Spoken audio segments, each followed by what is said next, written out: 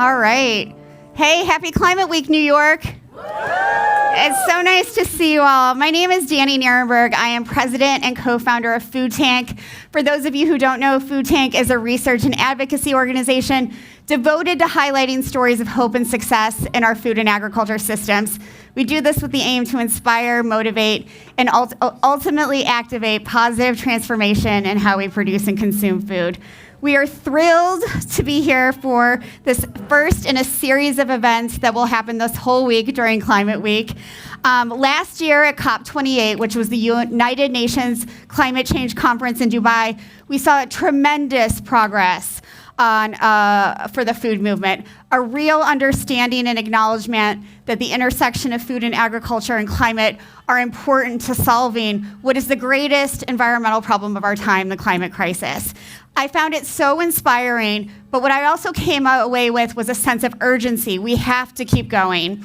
So we are less than 50 days away from the beginning of the next climate change conference, COP29, which will take place in Azerbaijan.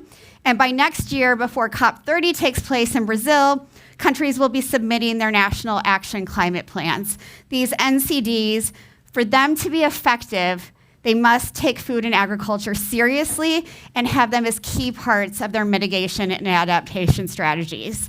So fortunately, farmers, fishers, ranchers know that the solutions are out there. They're already doing them. We know that regenerative agriculture practices can heal soils and nourish communities. We know that measuring and rescuing food waste can reduce greenhouse gas emissions while addressing the hunger crisis. And we know that we need an inclusive approach that really looks at the rights of women and youth and puts their voices forward. We know that we need farmers in the driver's seat, and we need action that is guided by communities who are most vulnerable and most impacted by changing climates. And needless to say, we need to rely on both science and traditional knowledge. We have a really wonderful agenda today, and it's great that these conversations around food and agriculture are finally at the forefront of climate conversations.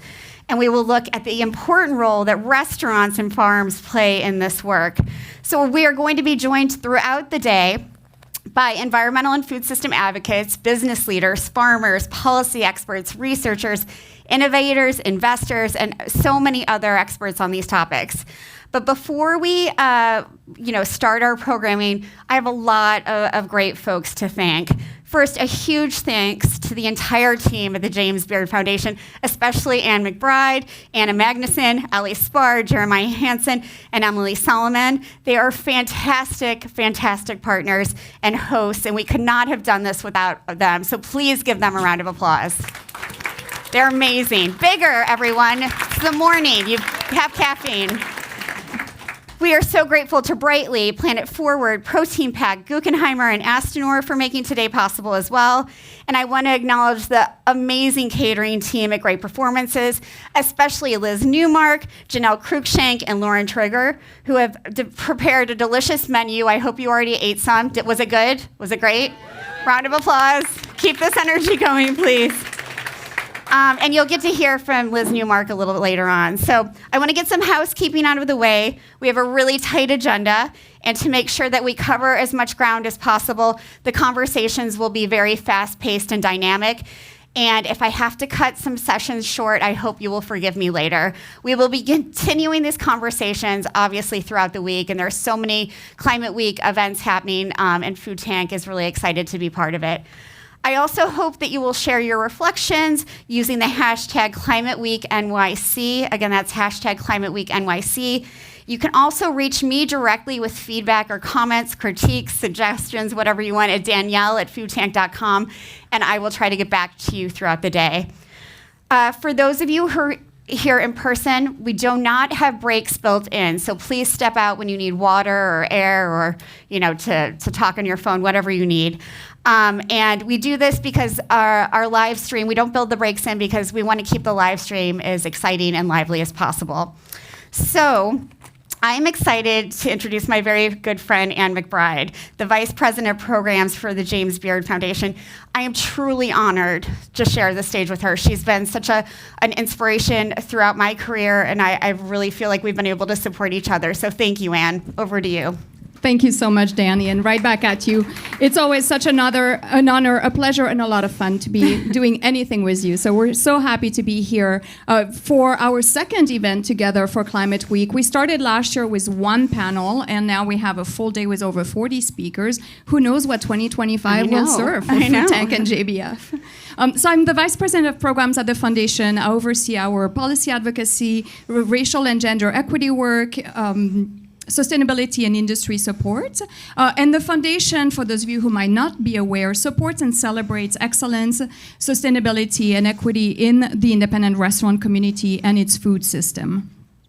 So we are very thrilled to be partnering with Food Tank, and you will be hearing from our CEO in a minute also, who will go more in depth about some of the things I will be just mentioning briefly. I do want to also give a huge thank to my team, especially Anna Magnuson and Ali Spar, who have just been doing everything from program suggestion, working with speakers, to a million emails that I was able to immediately archive. So thank you, thank you, thank you, and to the team at GP here.